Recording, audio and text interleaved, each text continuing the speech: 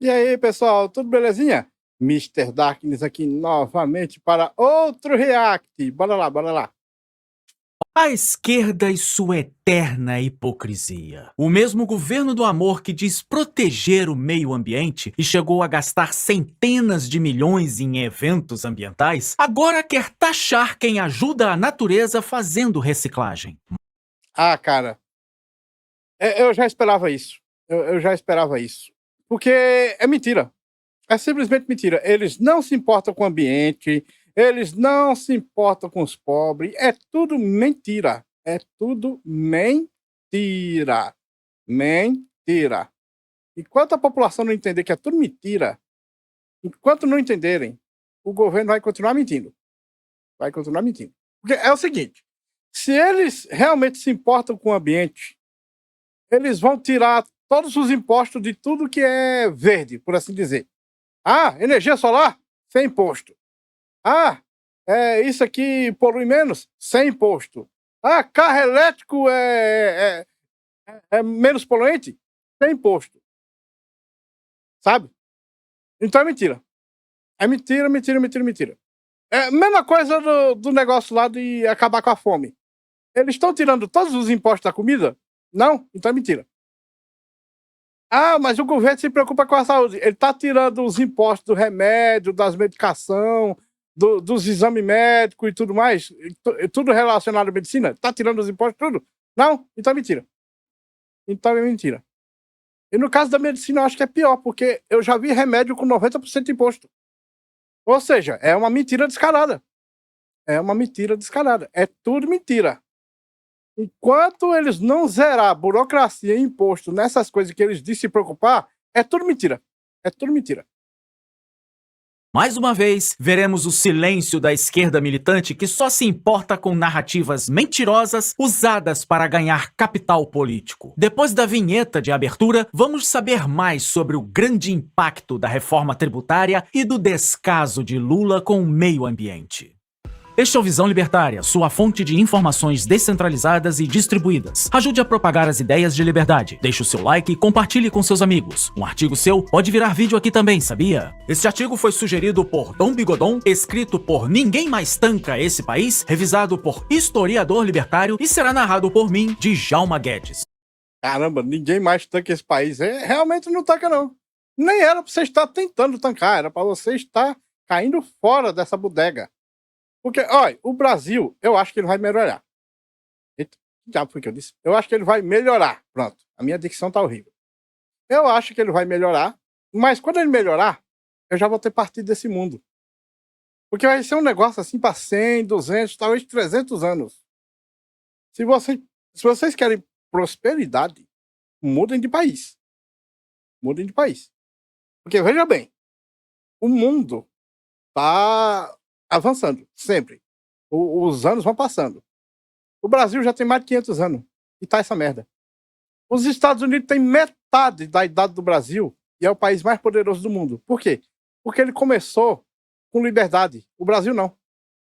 Tipo, você acha que quem começou ruim vai superar os outros que começaram bom?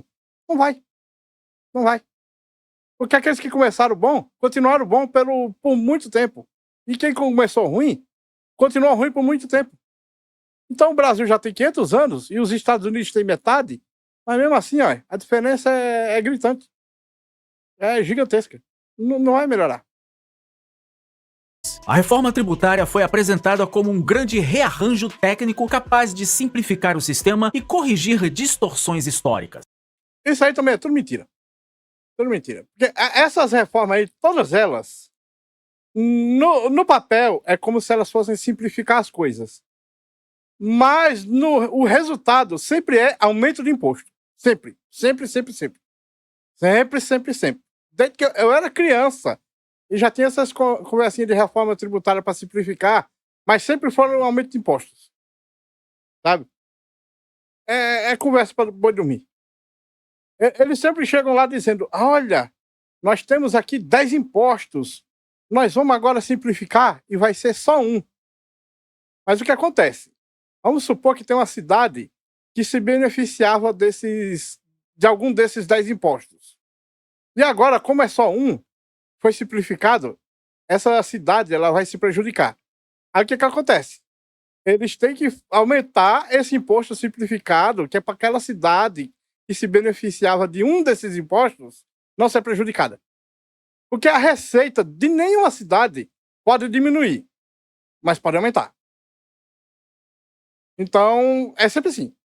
Se eles tirar algum imposto e alguma cidade perder renda, eles têm que aumentar em algum lugar para essa cidade não perder.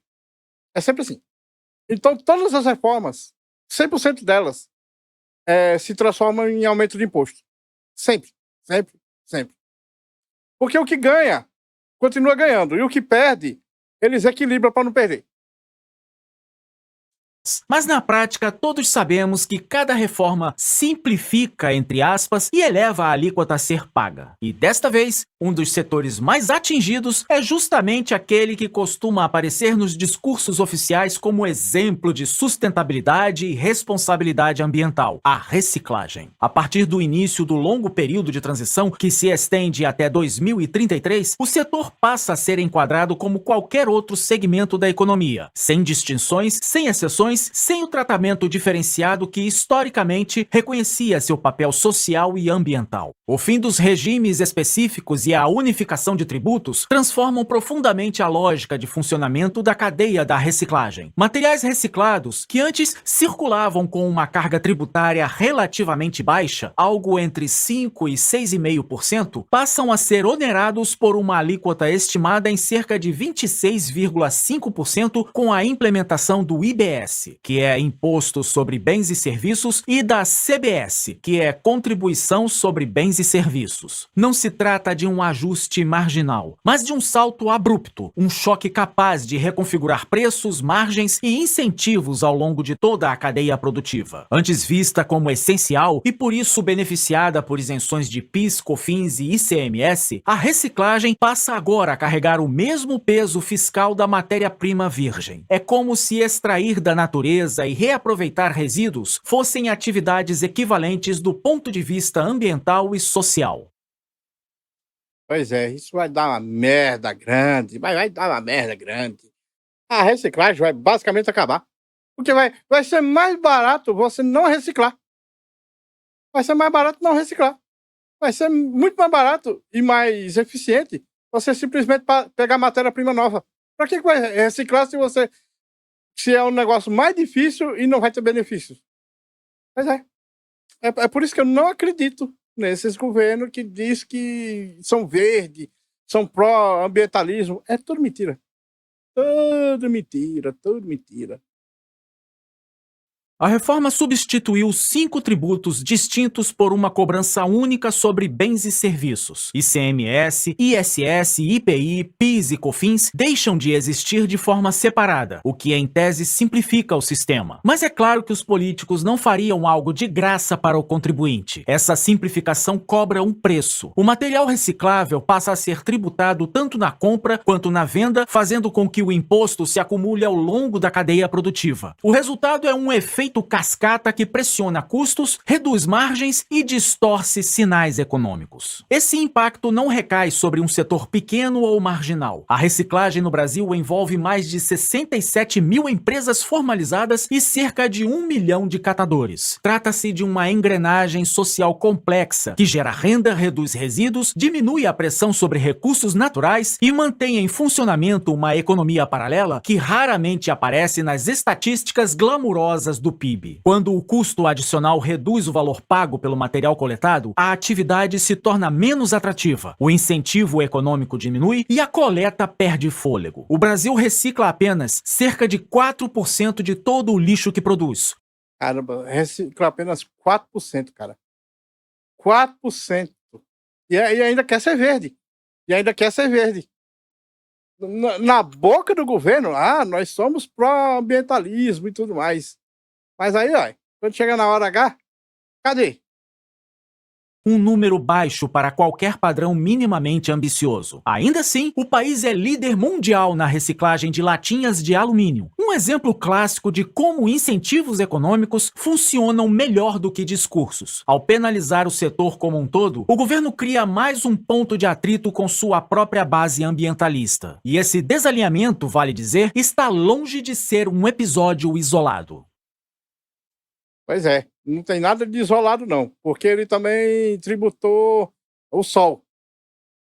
Os painéis solar que antes estava isento, o que eu achei milagre, agora vão ter 30% de imposto. Pois é, tributando até o sol. A imagem de defensor do meio ambiente construída por Lula ao longo dos anos sempre foi um ativo político valioso, especialmente no cenário internacional, como se viu na COP30 em Belém. No entanto, quando se observa o histórico com mais atenção, essa narrativa começa a apresentar fissuras. Durante seus primeiros mandatos, entre 2003 e 2010, o Brasil registrou cerca de 2,4 milhões de focos de queimadas na Amazônia, uma média superior a 25 mil por mês. São números que colocam aquele período no topo do ranking histórico, ainda que raramente sejam lembrados com o mesmo tom alarmista aplicado a outros governos. Quando se faz a comparação com administrações posteriores, a média registrada nos primeiros anos do governo Bolsonaro projetaria o encerramento de seu mandato com algo em torno de 780 mil focos de queimadas ao longo de 4 anos, o que resulta em uma média mensal de cerca de 16 mil. Ainda assim, foi tratado como o anticristo encarnado, alvo de capas editoriais indignados e condenações pela mídia nacional e internacional. Outros presidentes como Temer, FHC e Dilma aparecem com médias mensais próximas de 15 mil focos, números que raramente recebem destaque semelhante. Em 2022, os dados mostram uma redução significativa das queimadas no Brasil em comparação ao ano anterior. Entre janeiro e meados de agosto, houve uma queda de 15%, enquanto o restante da América do Sul registrou um aumento médio de 19%. Nos 2 anos anteriores, a redução acumulada foi de aproximadamente 25%. Esses números desmontam a ideia de que o Brasil caminhava inevitavelmente para o colapso ambiental sob o governo de Bolsonaro. Pois é, na época a mídia é comprada por Lula. Bolsonaro, Bolsonaro ele tentou ser honesto e não comprar a mídia. Mas só que Lula não tem negócio de honestidade. Ele quer comprar a mídia. Porque assim ele pode mentir. Ele pode dizer uma coisa e fazer outra. Ele fez isso com tudo. Principalmente com os sigilos, né? Ele dizia na campanha, a primeira coisa que eu vou fazer vai ser tirar os sigilos tudo. Negócio de sigilo de 100 anos aqui não.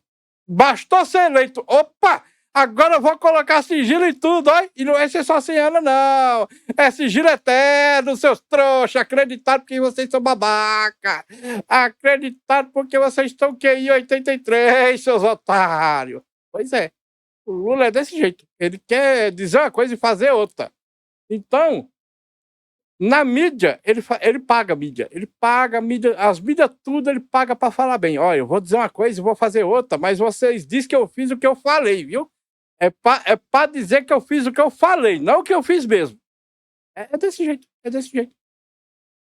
Especialistas apontaram que essa redução não pode ser explicada apenas por fatores climáticos. Países vizinhos apresentaram aumentos expressivos no mesmo período. A Argentina registrou alta de 40%, Venezuela e Colômbia de 30% e o Equador liderou com um impressionante aumento de 153%. Paraguai e Chile foram exceções mais modestas, acompanhando o Brasil na redução. Ainda assim, a narrativa dominante ignorou essas comparações e pintou Bolsonaro como um maníaco que odeia árvores. Mas essa não foi a única vez em que o petista entrou em conflito com a cartilha ambientalista. O projeto de lei número 2159/2021, aprovado pelo Congresso e sancionado por Lula em 2025, apelidado de PL da devastação por organizações ambientais, foi criticado por flexibilizar regras e acelerar processos. Houve pedidos de veto integral, mobilização de ONGs e alertas sobre riscos aos povos tradicionais. Lula vetou acrescentou partes do texto, mas manteve elementos centrais, entre eles a licença ambiental especial, cuja vigência foi antecipada por medida provisória. Essa licença, incluída de última hora por uma liderança política interessada em projetos específicos, acelera o licenciamento de obras consideradas estratégicas. Na prática, cria um atalho institucional que concentra poder decisório e reduz o peso da análise técnica tradicional. Ainda que alguns vetos tenham sido elogiados, o sinal enviado foi ambíguo. Protege-se um flanco, mas abre-se outro. O caso mais recente e talvez mais estratégico desse desalinhamento envolve a exploração de petróleo na Amazônia e na foz do rio Amazonas. A autorização para o avanço do licenciamento de um bloco exploratório ocorreu em meio à intensa pressão política e econômica, às vésperas de um grande leilão de áreas petrolíferas. A aprovação do primeiro bloco foi tratada como condição necessária para abrir investimentos e viabilizar a venda de dezenas de outras áreas.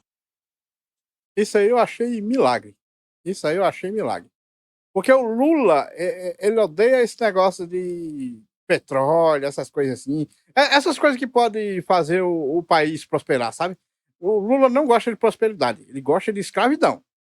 Ele quer que você seja o escravinho dele lá, pagando 50% de tudo que você compra, mais 50% de tudo que você ganha, e mais 50% aí de onde você mora, mais 50% dos seus bens, tipo carro, essas coisas aí. Ele quer lhe roubar o tempo todo. Lhe roubar o tempo todo. Então essas coisas aí que trazem prosperidade, tipo petróleo e tudo mais, não, isso aí ele não quer não. Então quando ele começou a permitir o pessoal aí a pegar petróleo, eu até estranhei. Até estranhei. Mas deve ser porque ele vai ganhar o dele em cima, né? Porque o Lula não faz nada sem corrupção por baixo. Então, deve ter alguma coisa.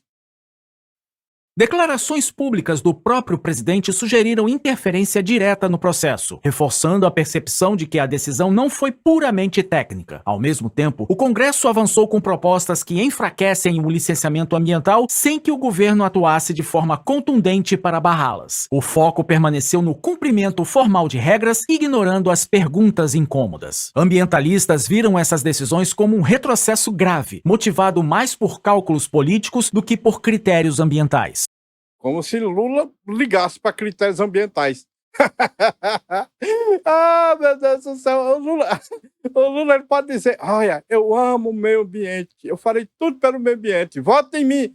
Aí quando ele está eleito, cadê esses otários? Cadê esses otários? Ô, mídia, continue dizendo que eu sou pró-meio ambiente. Continue dizendo, viu, mídia? Continue dizendo, esses otários vão acreditar. Eu vou fazer todo tipo de coisa anti-meio ambiente, mas esses otários vão acreditar porque a mídia está dizendo que eu sou pró-ambiente. A exploração na foz do Amazonas é considerada por eles de alto risco, com possibilidade de danos irreversíveis à biodiversidade em caso de vazamento. Ainda assim, o debate público foi relativamente contido. Mais uma vez, a reação midiática foi bem mais discreta do que aquela observada em governos de orientação oposta. Presidentes de esquerda costumam contar com vista grossa, enquanto ações semelhantes de governos à direita são amplificadas até tons quase apocalípticos. É porque a direita não paga para falar bem. A direita, ela tenta ser mais honesta. Aí não fica pagando a mídia para falar bem, sabe? Porque isso seria desonestidade. Mas aí os governos de esquerda, né? Vou pagar para falar bem o tempo todo. Ó. Eu vou sempre falar uma coisa e fazer outra. Mas eu quero que a mídia continue dizendo que eu fiz o que eu falei, viu, mídia? Eu fiz o que eu falei. Não é para dizer as coisas que eu fiz. Só as que eu falei que fiz, viu, mídia? Ah, moleque. A tributação sobre a reciclagem trazida pela nova reforma tributária é um exemplo claro de como o discurso ambientalista do petista não se sustenta diante de suas ações. Lideranças do setor têm alertado para os efeitos práticos da substituição de tributos e do fim das isenções. A preocupação central é que, ao igualar a tributação do material reciclado à da matéria-prima virgem, o sistema elimine qualquer incentivo econômico à reciclagem. Exatamente. Exatamente. Se a matéria-prima, que é mais barata de conseguir e tudo mais, vai ter o mesmo imposto da que é mais complicada, por que eles ficariam com a mais complicada? Não tem motivo. Tem zero motivo. Ou seja, de 4% vai cair para o quê? Para menos de 1%. Afinal, por que gastar dinheiro e mão de obra reciclando se é possível comprar matéria-prima nova por um preço menor? O setor já opera com margens estreitas, custos logísticos elevados e dependência de preços voláteis. Quando o imposto sobe, o resultado é menor produtividade, menos investimento e menos expansão. Exatamente como o Lula gosta. É isso aí. O país todo com a produtividade de 30 anos atrás, não, 30 anos não, 40 anos já, né? Que era de 1990. Isso aí, o país todo com a produção aí de quase 40 anos atrás. Isso aí. Não, o Brasil prosperar. Se o Brasil prosperar, aí o povo deixa de ser pobre. Se o povo deixar de ser pobre, como o próprio Lula já disse, aí vão parar de votar nele. O pobre, quando ganha dinheiro, para de votar no PT. Então o Lula não vai permitir que eles ganhem dinheiro. Vocês que se foda.